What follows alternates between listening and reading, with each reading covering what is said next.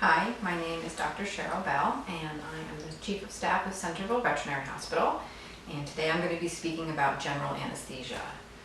We realize that general anesthesia can be a little mysterious as well as a little scary, and most pet owners will have to face placing their pet under anesthesia at some point in their life.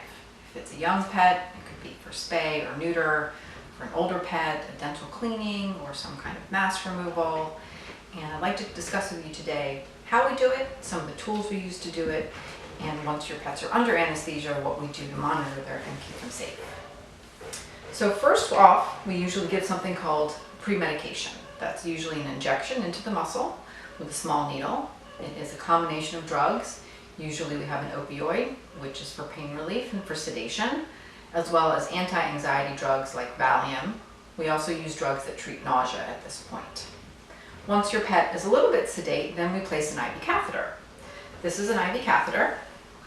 It's very similar to the catheter that would be used for a person. Of course, our patients have fur, so we have to clip them and clean their skin. It is simply a little stylet with a sharp needle, and then a little plastic tubing that advances into the vein. We now have access to the vein. We tape this around and keep it fixed, and now we have access to the bloodstream. Once we have intravenous access, we use what are called induction drugs.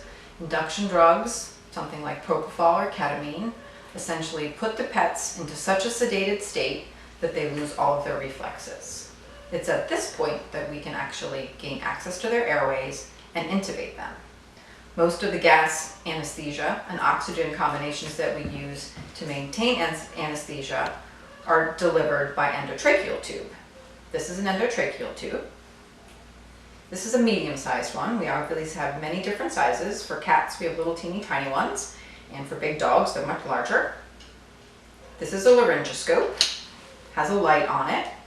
We use this to look down the mouth, press the tongue down. We can actually view the larynx and the trachea, and we advance this tube straight in. Once we're in the trachea, all of our endotracheal tubes have a structure at the end called a cuff. This is to seal off the trachea. We inflate the cuff to get this soft seal. And now we know that all that's going into their lungs is 100% oxygen and the gas that we're using. Now we're maintaining anesthesia.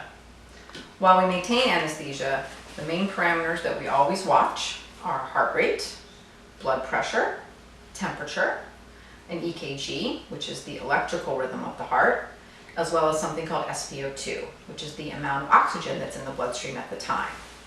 These are all the things that we watch. We try to maintain them to be as normal as possible, and we do that both with nursing staff as well as with monitors like this one. I'm going to turn this one on.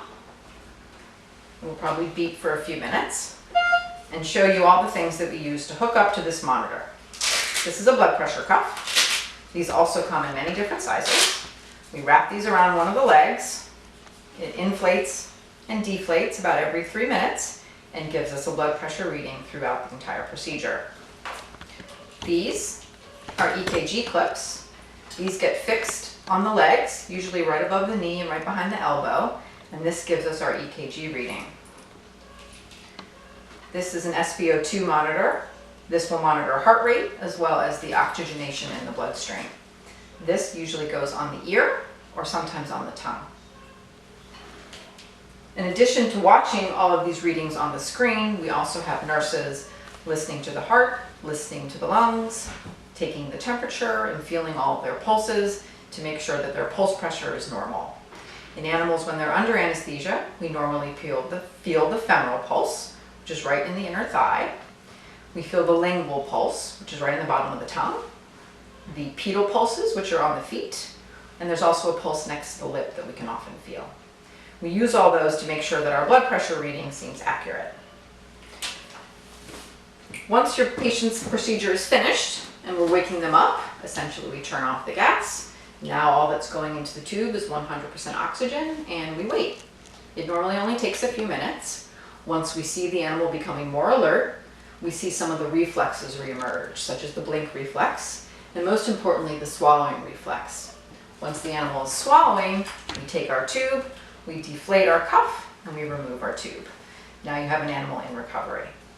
We still keep access, obviously, to the intravenous space with the catheter, and we're often giving additional pain medications and sometimes other sedatives to keep them calm and stress-free when they're waking up. We use heat support until their temperature is normal, and we watch them basically until they can stand again on their own. Thank you for watching. I hope you found it interesting, and if you have any questions, please don't hesitate to call us.